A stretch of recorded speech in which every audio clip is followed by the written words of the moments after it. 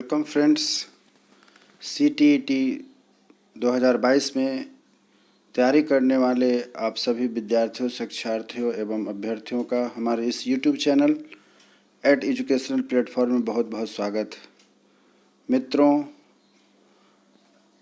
अभ्यर्थियों, शिक्षार्थियों, परीक्षार्थियों, जैसा कि आप जान रहे हैं कि परीक्षा आपकी CTET की डेट घोषित हो चुकी है और इसके लिए मैं आपके लिए बहुत ही शिद्दत से तैयारी करते आ रहा हूं और आपके लिए मैं प्रतिदिन प्रैक्टिस सेट के तौर पर कुछ न कुछ किसी न किसी टॉपिक पर जो कि आपके CTET से जुड़ा हुआ है, लगा हुआ है, उस पर मैं प्रैक्टिस सेट डाल रहा हूं, क्वेश्चन सेट डाल रहा हूं, जिससे कि आप अपनी तैयारी को अधिक से अधिक पुरजोर ढंग से करते रहें।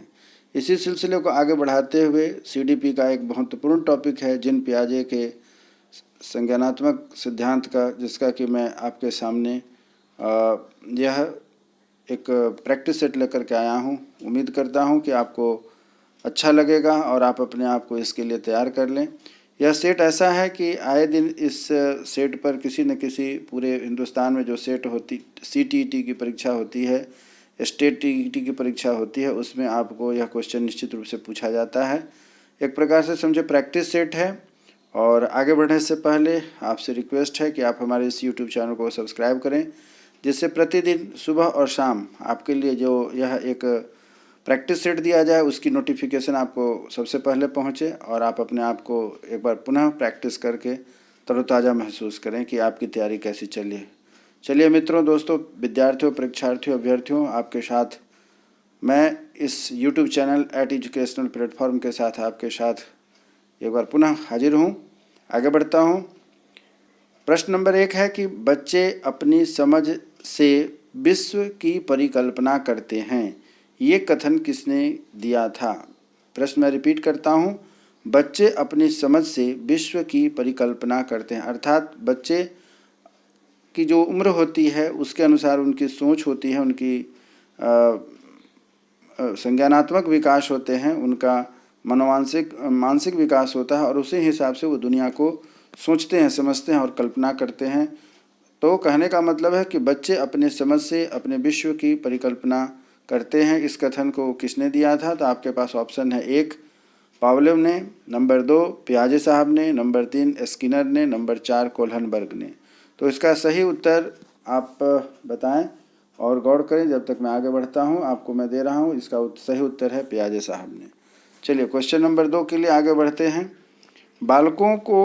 बालकों की सोच अमूर्तता की अपेक्षा मूर्त अनुभवों एवं संप्रत्यों से होती है।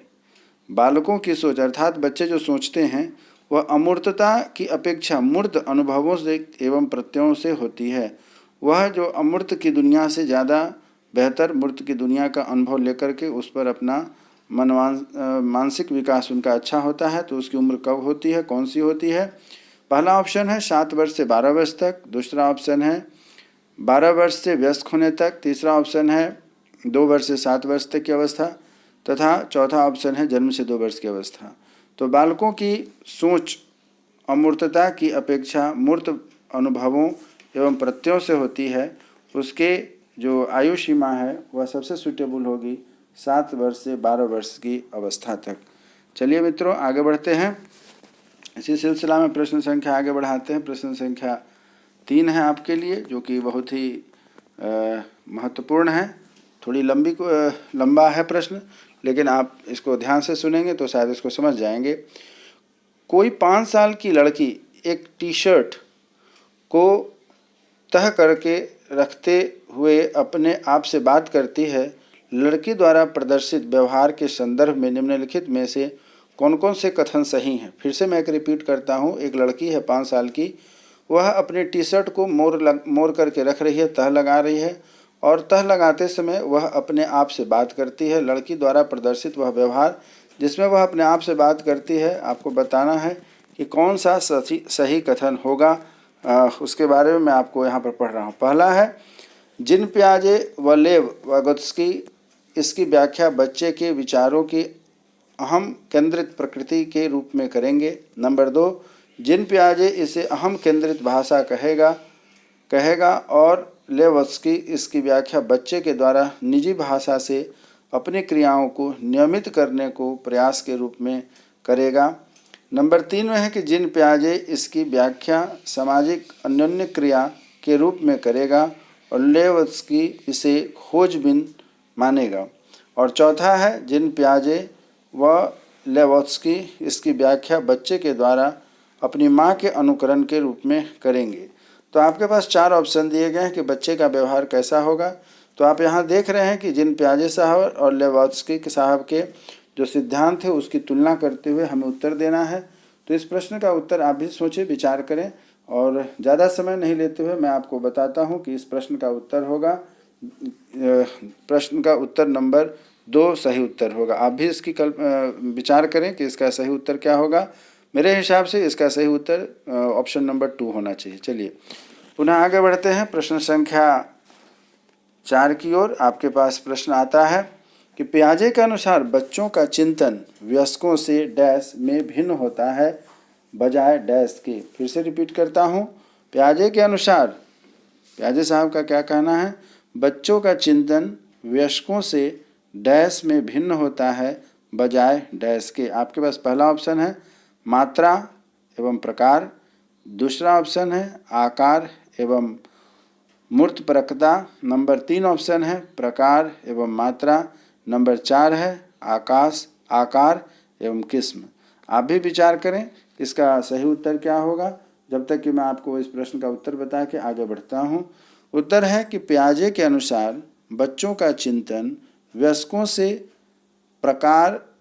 से प्रकार में भिन्न होता है बजाय मात्रा के। अर्थात वयस्कों में जो प्रकार होंगे वह बच्चों की तुलना में अलग होंगे और उनकी मात्रा भी भिन्न होगी। प्रश्न संख्या 5 की ओर हम आगे बढ़ते हैं। प्रश्न संख्या 5 है कि संज्ञानात्मक विकास के 4 चरणों संवेदी पेशीय, पूर्व संक्रियात्मक, स्थूल संक्रियात्मक और औपचारिक संक्रियात्मक की पहचान की गई है। किनके द्वारा की गई है, तो आपको उस मनोवैज्ञानिक का नाम बताना है। नंबर 1 में है हिलगार्ड के द्वारा, नंबर 2 में है स्टॉट का द्वारा, नंबर 3 है हरलॉक के द्वारा, नंबर 4 है पियाजे के द्वारा। तो आप भी विचार करें इसके प्रश्न का उत्तर क्या होगा। मैं आपको बताता हूँ, इसका उत्तर होगा पियाजे के द्वारा जो संक्रियात्मक पहचान की परिभाषा दी गई है। 4 चरण इस प्रकार से। प्रश्न को आगे बढ़ाते हैं प्रश्न संख्या 6 की ओर। पियाजे के अनुसार विकास की पहली अवस्था जन्म से लगभग 2 वर्ष दी गई है के दौरान बच्चा सबसे बेहतर सीखता है। इसके लिए आपके पास 4 ऑप्शन देंगे। मैं फिर से रिपीट करता हूँ, पियाजे के अनुसार विकास की पहली अवस्था जन्म से लेकर लगभग 2 वर्ष तक की बताई गई है, पहली अवस्था जो है उनकी, और इस दौरान बच्चा सबसे बेहतर सीखता है। इसके आपके जो ऑप्शन दिए गए हैं किस तरीके से सीखता है। नंबर 1 अमूर्त तरीके से चिंतन के द्वारा सीखता है, नंबर 2 भाषा के नए अर्जित ज्ञान के अनुप्रयोग द्वारा सीखता है, नंबर 3 इंद्रियों के प्रयोग द्वारा सीखता है और नंबर 4 निष्क्रिय अर्थात न्यूट्रल शब्दों को समझने के द्वारा सीखता है। अब आप पढ़े होंगे 0 से 2 जो इनका अवधि है, उस अवधि में बच्चे कैसे सीखते हैं। इसके सही उत्तर को आप मन ही मन विचार करें। मैं बताता हूँ, इसका उत्तर है इंद्रियों के प्रयोग द्वारा, अर्थात नाक, आँख, कान, है ना, इन त्वचा जिनके माध्यम से बच्चे अपने 0 से 2 वर्ष की जो अवस्था होती है उसमें वह पहली अवस्था में बेहतर ढंग से सीखता है। चलिए आगे बढ़ते हैं प्रश्न संख्या 7 की ओर, जो हमारे पास इस प्रकार से है। बच्चों के बौद्धिक विकास की 4 विशिष्ट अवस्थाओं की पहचान की गई। किसके अनुसार? पियाजे साहब के अनुसार बच्चों के बौद्धिक विकास की 4 विशिष्ट अवस्थाओं की पहचान की गई है। कौन कौन सी 4 अवस्थाएं हैं हम लोग पढ़ चुके हैं। तो ऑप्शन आपके पास है कि किनके द्वारा है, हरिकंसन द्वारा, दूसरा है स्किनर साहब के द्वारा, नंबर 3 है पियाजे के द्वारा और नंबर 4 है कोल्हनबर्ग के द्वारा। तो हम पढ़ चुके हैं कि बौद्धिक विकास के 4 विशिष्ट अवस्थाएं पियाजे साहब ने दिया है, अर्थात इसका उत्तर सही उत्तर 3 नंबर पियाजे के द्वारा होगा। इसी तरह प्रश्न संख्या 8 की ओर हम लोग बढ़ते हैं। प्रश्न संख्या 8 कहता है कि बच्चे के बारे में अपनी समझ का सृजन करते हैं। बच्चे की दुनिया के बारे में अपनी समझ का सृजन करते हैं अर्थात निर्माण करते हैं। कौन करते हैं? नंबर 1 में है पावलोव साहब, दूसरा है कोहलनबर्ग साहब, तीसरा है स्किनर साहब और चौथा है पियाजे साहब।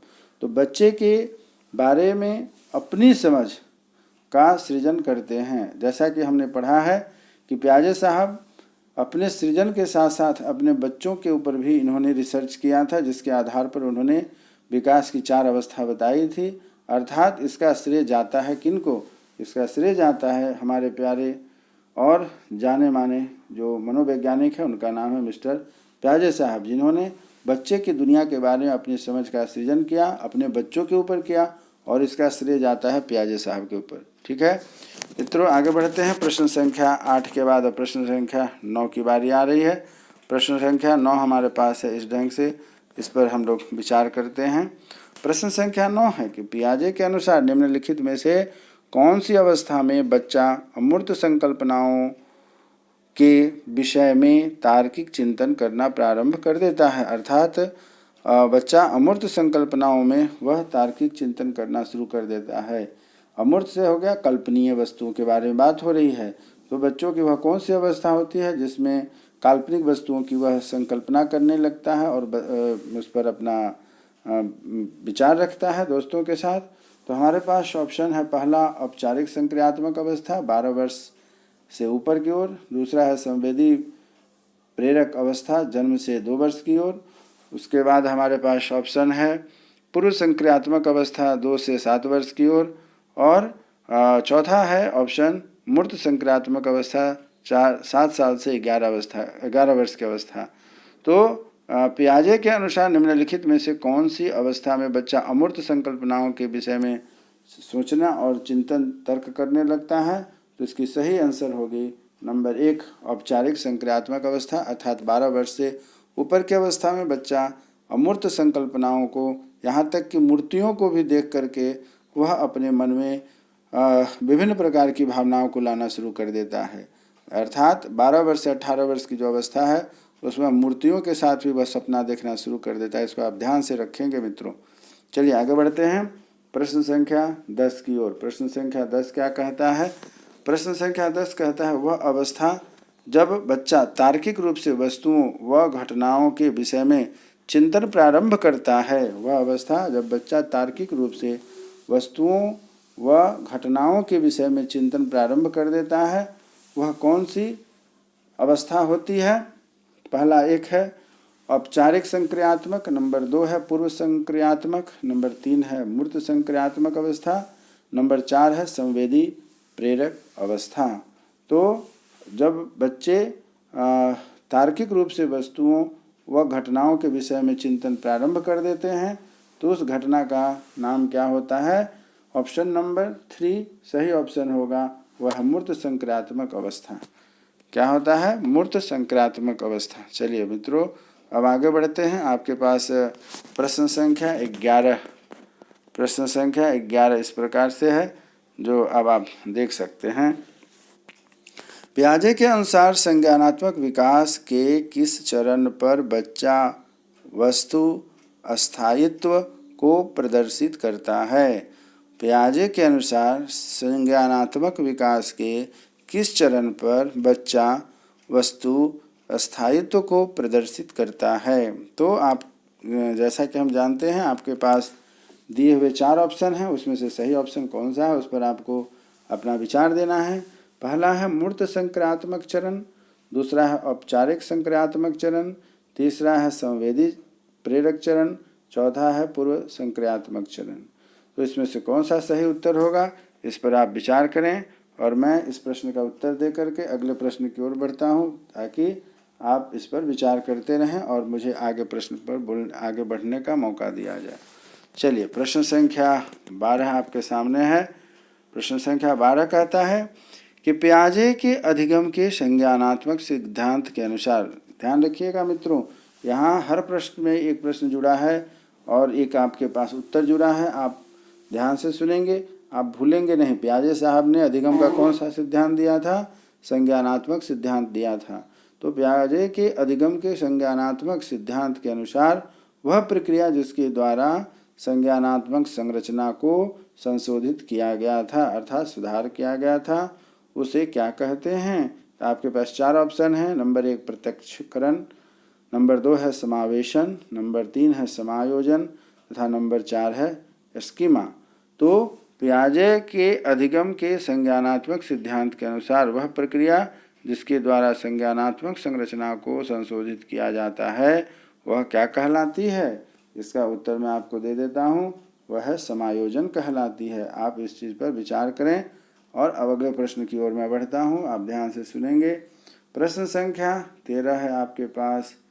प्रश्न संख्या 13 क्या कहता है? निम्नलिखित में से कौन सा निहितार्थ पियाजे के संज्ञानात्मक विकास के सिद्धांत में नहीं निकाला जा सकता है?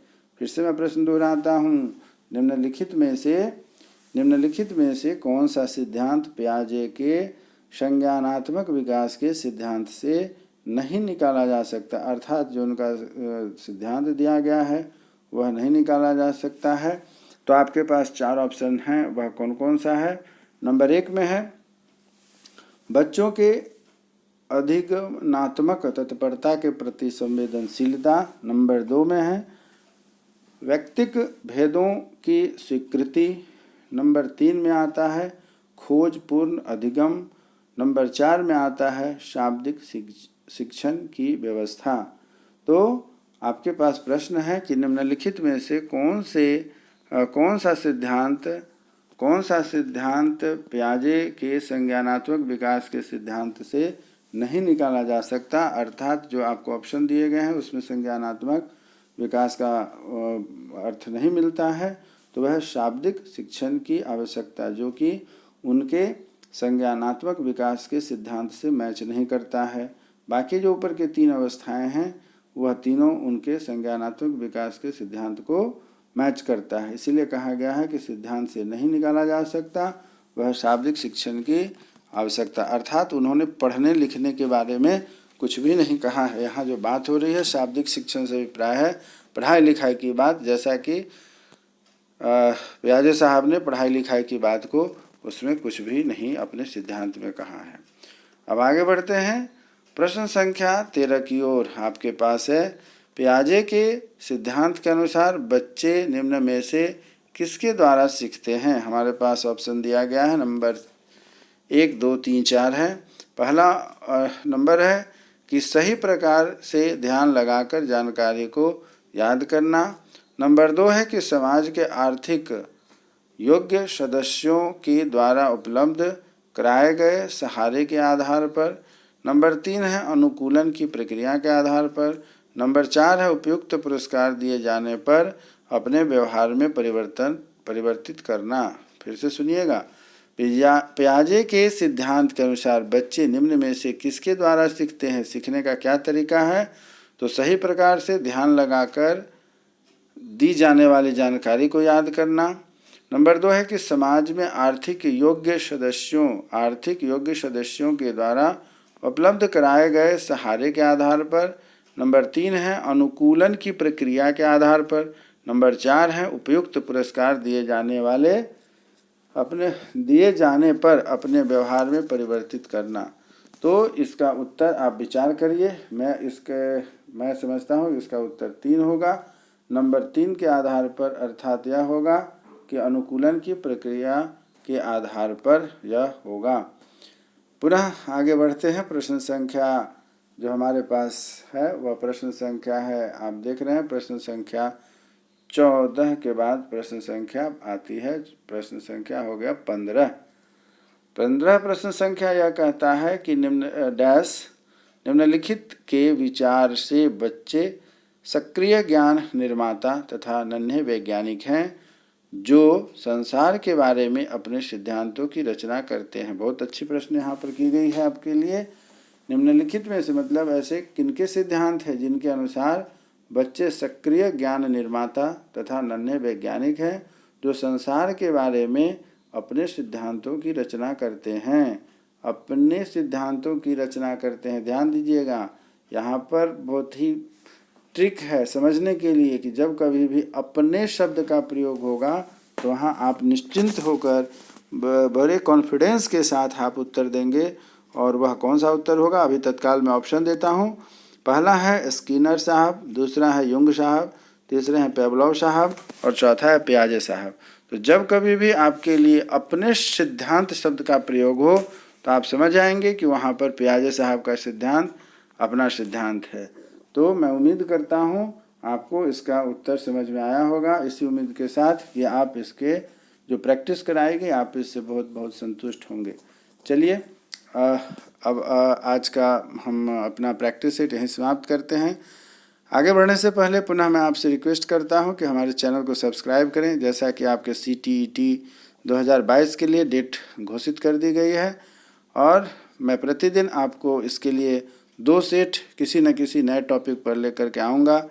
एक सेट सुबह, एक सेट शाम। आपसे आग्रह है कि आप हमारे चैनल को सब्सक्राइब करें यदि आपको मेरा प्रयास सही लगता है, जिससे कि आपको सबसे पहले नोटिफिकेशन मिले।